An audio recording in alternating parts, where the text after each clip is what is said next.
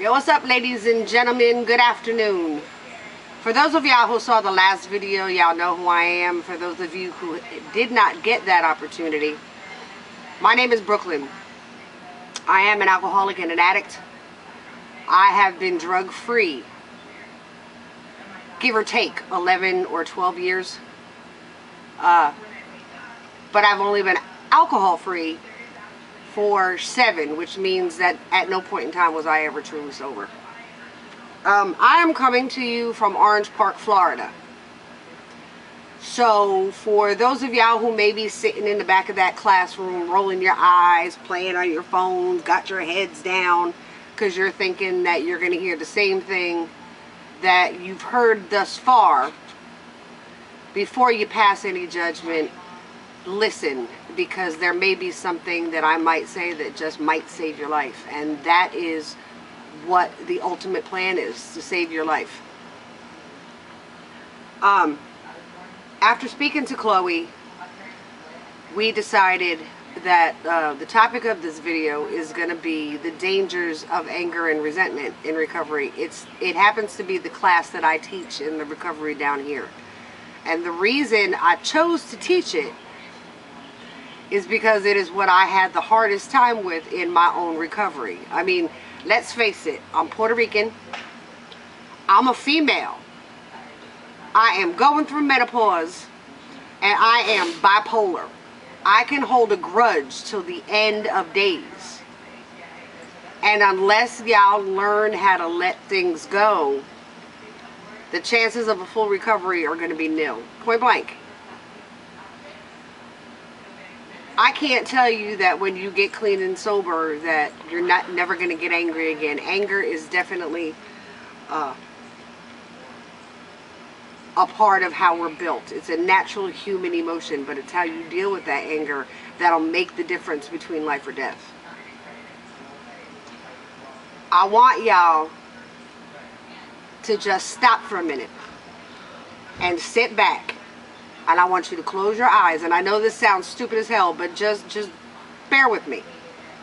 And I want you to think of something that somebody else has done to you, other people have done to you, things you have done to yourself, something that you deem unforgivable, something that you swear up and down you can't see yourself ever letting go of.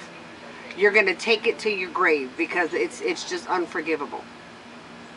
And I'm going to give you a few minutes to think about that before I continue on.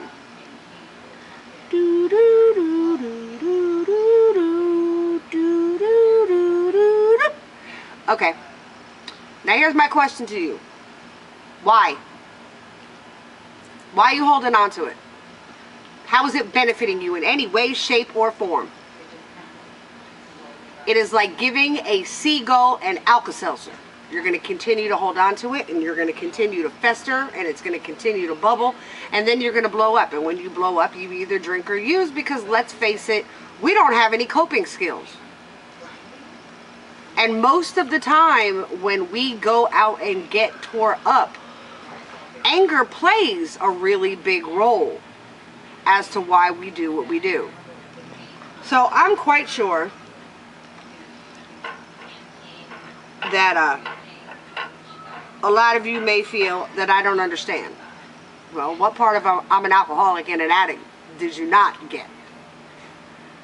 But I get that everybody feels like they have a right to their own tragedies, and their own tragedies are just that, their own tragedies. And I can't tell you how often in the 6 years that I've been teaching my own class that I've heard, Brooklyn, you don't understand what that person put me through. If you had my life, you would do it too. Okay, I'm going to give you that. And while you're sitting and you're festering on that, I'm going to share a little bit of my own experience, strength, and hope. And then when I'm done, I'm going to ask you the same question as far as why you're holding on to it. I am one of 4 adopted kids. I honestly believe in my heart of hearts that my mother did not want to adopt kids because she had that maternal instinct and she wanted to give kids necessarily a better life. I think in my heart of hearts She adopted kids because she wanted everybody on the outside world to think that she had the perfect life. She adopted 2 girls and she adopted two boys. And we had everything a kid could want as far as materialistic stuff. But there wasn't a whole lot of love growing up in my family. And in my family, you know, we didn't talk about anything. If you had feelings, we didn't talk about them. If we were upset about something, we definitely didn't talk about those, and we didn't talk about it to anybody, not only within the house, but anybody outside the house was taboo. And everything got shoved under the rug, and that's just the way I grew up. And from a very young age, I was definitely the most rebellious out of the 4 kids. And my mother couldn't handle me. So starting at a young age, she would start shoving me off on like cousins and godparents and aunts and uncles. And I can't handle her, you just take her. And when I was 9, she found a facility through the court systems. It was called JINS, Juveniles in Need of Supervision. And it wasn't a lockdown facility, and there were no barbed wires or locks on the windows and whatnot. But to a 9-year-old, it was kiddie jail. And it got so bad that every time I got released, my parents would come and pick me up, and I would look at the counselors and I would say, I'll see you next week. And 9 out of 10 times I did. Not necessarily because I was a really, really bad kid, but my mother just did not have the ability to deal with me, so the best way to deal with me was to shove me off somewhere. And that went on and off from the time I was 9 until I was 12. When I was 12, I was in the facility, and they gave me a roommate that was just as rebellious as I was. And you know, at that age, you're going through puberty, so you already think you know it all. And her and I decided that the counselors couldn't offer us nothing, and we knew it all, and we were going to do what we wanted to do. And, you know, when you're a kid, everything that you see on TV, you believe. So we ripped the bed sheets, and we braided them. And we tied them to the radiator and climbed out the 2nd story window, and we were off. And we decided we were free, we could do what we wanted to do, nobody could tell us anything, and we were good. And at first, it was real cool. It was like a typical spring afternoon in the city. You know what I'm saying? We were hanging out on the block, and we were playing bones, and we were playing spades, and the music was blasting. It was like one big block party. And it was me, her boyfriend, and all of his boyfriend's little friends and whatnot. And it was cool. We hung out all day and had a blast. And towards the beginning of the evening, everybody decided that we were going back to her boyfriend's apartment, which was just a few blocks away. And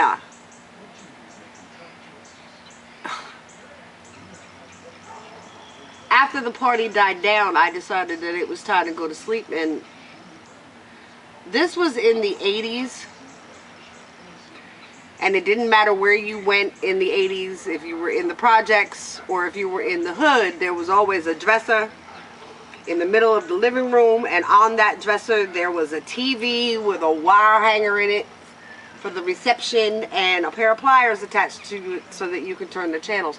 And back then, there were no infomercials like there are today. Like at midnight or whatever, whenever the TV shows are over nowadays, you have these infomercials that play all night long. But back then, once the TV shows were over, the TV just went blank. And it kind of looked like when the cable goes out and you just got that white snow. So I woke up in the middle of the night at some point, and the whole room was dark, but the TV was in front of me. And all I could see was the snow from the TV. And there was a guy, like, sitting by my feet with the chair turned backwards. And because of where he was sitting in front of the TV, I couldn't make out his face. All I saw was like the silhouette. And I heard his voice, but to this day I can't tell you what he was saying. I don't have a clue. And the next thing I know, somebody grabbed my hands, somebody grabbed my feet. There were 5 of them. I was a virgin. You can pretty much figure out where it went from there. So now I'm traumatized. And I'm trying to process all this in my head. And I told my roommate the next day. And she laughed. And I couldn't figure out for the life of me why she thought this was so funny. I found out a few years later when I was 16 that they were paying her to bring girls down there. So she set me up right from the door. But when we went back to the facility, she told everybody. So to the guys, I was easy. To the girls, I was a slut. And to the counselors, I was this 12-year-old child who had been through this very, very traumatic situation. But they couldn't do anything to help me because I hadn't opened up my mouth. I was still trying to process all of this in my brain. And I was filled with shame and disgust and everything that comes along with a situation such as that. And they kept pushing and they kept pushing, and I took off. I didn't want to deal with it anymore, so I just took off. And I really had no idea where I was going as long as I wasn't in there. And I'm trying to process this in my own brain, and I'm walking the streets in the middle of the night, had no clue really where I was going. And here comes this little Mexican man, and he's walking behind me, and he's talking, and I'm ignoring him, and he's still talking, and I'm ignoring him, and he's still talking, and I'm ignoring him. And then all of a sudden he stopped talking. He came up behind me, he pulled me down to the ground and had attempted what had happened the night before, but something in my little head snapped. And I beat the hell out of him, I'm not even gonna lie. I also called the police. Did I tell the cops about the night before? No. I was still very, very ashamed and still like numb, and so I didn't say anything to him. But they knew who I was talking about because apparently he had tried this a couple of times before. They could never get anybody to press charges on him, so he just kept doing what he was doing. And I was a minor, so when they got me to the police station, they had to call my parents. And my mother worked for the city, which didn't help. And she walked in and she looked at me and she said, "How dare you embarrass this family? You got what you deserved. You deserved what you got because you were in a place you shouldn't have been." Then they sent me home with her. And we had to wait for this guy's court date.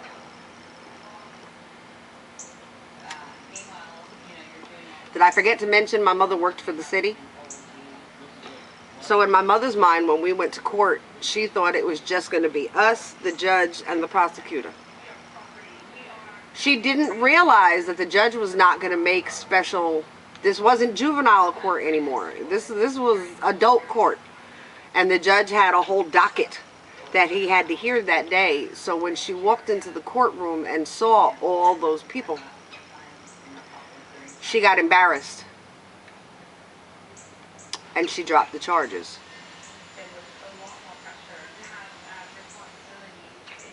5 days later, he raped and killed a 5-year-old little girl. And I carried that little girl's death with me until I got sober at 40.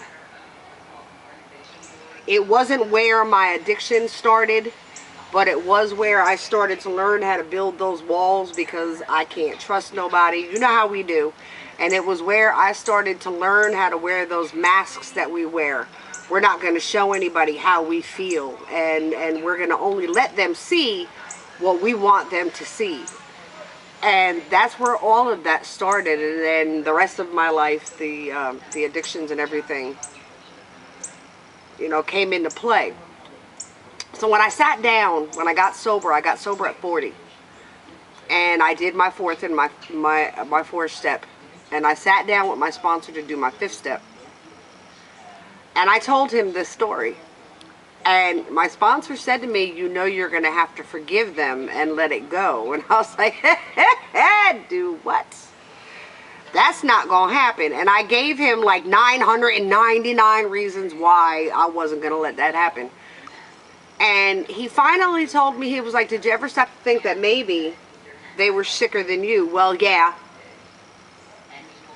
And he said, until you learn how to forgive them and let it go, he said, you're always going to be their victims.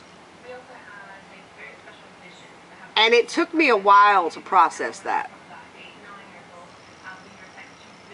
And eventually, I had no choice. I had to decide what was more important to me, holding on to this anger that I couldn't do anything about, or and staying sober. And if I held on to the anger and I kept going back out, it was going to kill me. So I had to decide right then and there what was more important to me.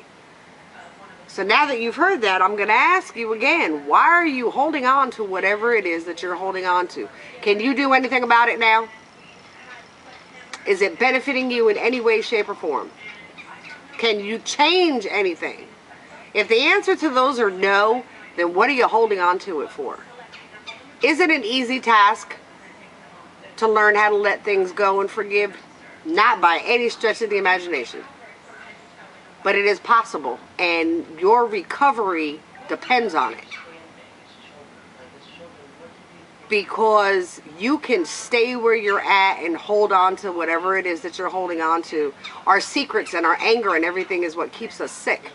You can continue to hold on to it, but you're going to keep going back out. And the disease of addiction is not picky about the lives that it takes. And you never know when your last time is going to be your last time. You need to learn how to let things go. And for you addicts sitting in the room, let me make something very, very, very clear to y'all. Because I hear this a lot in my own classroom. If you are an addict, you are an alcoholic in training. And some of you may be like, the hell is she talking about? A lot of times an addict will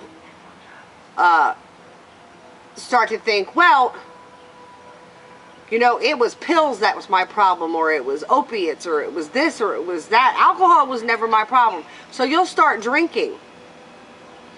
And what you're doing is you're replacing one addiction to the other. Alcohol, although it is legal, it is still a drug.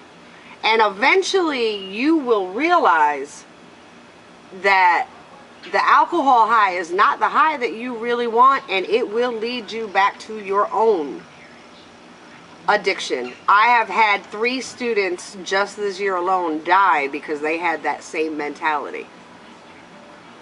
So just remember, you are an alcoholic in training. If you are sitting in recovery right now and you're thinking that when you get out, you're just going to go out with your friends and get tore up from the floor up on booze, as long as you stay away from the drugs, you'll be fine. You have no idea how wrong you are. And a lot of you may think that your lives are over because you can't go out with your friends and get tore up anymore. Well, let me ask you something. Where is the fun in going and getting so tore up that you're blacking out and you don't remember anything? Where is the fun of waking up wrapped around a toilet, or in jail, or in a hospital somewhere? Where is the fun in that? If you have to get tore up from the floor up to go out and have a good time, then you may want to ask yourself why. And while you're in recovery, if you listen to what your counselors are telling you and you literally pay attention, you will realize that the people that you hung out with before you went into recovery, the only thing you have in common with them is getting tore up. So you can go back out and try to do the same things, but you can't keep doing the same stuff over and over and over again and expect a different outcome. That's just not going to work. You know, you're going to have to work on letting things go, and you're going to have to work on your program. And the truth of the matter is, nobody can do it for you. We can guide you, but we can't make you do it. And there's always a couple of them in every class that thinks that they know better than somebody else, or they think that they are better than somebody else. So that'll never happen to me, and I got this under control. If you had it under control, you wouldn't be sitting where you're sitting listening to my behind. You know, you're being told what you're being told for a reason. And Chloe allowing me to make these to help y'all should tell you that you're definitely not alone. I am making this video for every person sitting in that room all the way from the state of Florida. So what does that tell you? It's never too late for you to decide to pull your heads out of your behind. Like I said, I didn't get sober till I was 40. I was out there wasting my life for 28 years. All it takes is for you to be willing. Is it work? Yes.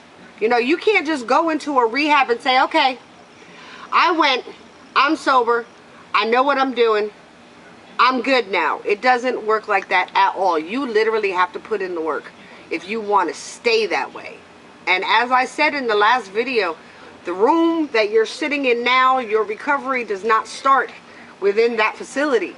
Your recovery starts when you walk out to the big bad world.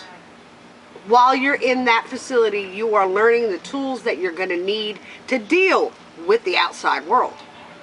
Now, you can think that you're better than everybody else, and you don't have to listen, and you can fall asleep during the class or make fun of it all. But you're the one who's either going to wind up back in a rehab or dead. They're going to be finding you on the floors in some apartment somewhere, or you're just going to end up dead. And if that's what you want for your life, if that's where you see your life going, go right ahead. At the end of the day, the choice is yours. I can tell you that my life did not start, you know, I used to say, I used to hear people say that this 12-step program or that 12-step program helped give them their life back. Mine didn't, because I never had a life to begin with. My program gave me a life. And I have a life today that would never have been possible had I not been sober. It's my wife who's actually making this video. And had I kept drinking, my wife, who was helping me make this video, would have been gone. You know, I'm living, and even when things aren't okay for me today, I know that things are okay. And as long as I don't pick up that bottle, or as long as I don't pick up that straw and start snorting lines across the table, I know I can get through anything. But the minute I pick it up, I'm a goner. I don't have any qualms about that. You have to be serious within your own recovery. And if you are sitting in that room and you are in that facility to make somebody else happy, to shut somebody else up, to get your kids back, to keep your behinds out of jail, any of that, if those are the reasons that you're there, I'm going to tell you straight out, it ain't going to work. You might as well just get up and walk out the door. Don't waste their time. Because there are people in the facility that are there because they want to be. So, I'm going to hand the class back over to Chloe. And hope that y'all got something out of it. Like I said, as hard as it is, you need to learn how to let stuff go. I call it the pufferfish effect. And I actually have a pufferfish tattooed on the back of my leg that says, "This too shall pass."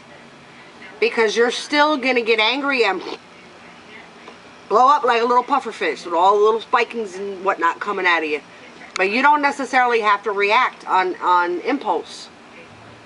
Take a step back and ask yourself, what is it about this situation that has me so tore up? Am I playing any part of it? Do I have anything to do with it? And as you're going over that stuff in your brain, you're deflating. And like with anything else, it takes practice. I still get angry as hell. Do I get angry as hell and just start punching people in the face anymore? No. Or destroying things? No. I let myself get mad. I turn into a pufferfish. I deflate and go about my business. So it's all about how you deal with it. Like I said, I'm going to turn the class over to Chloe. Chloe, I love you, baby. This is Brooklyn signing off.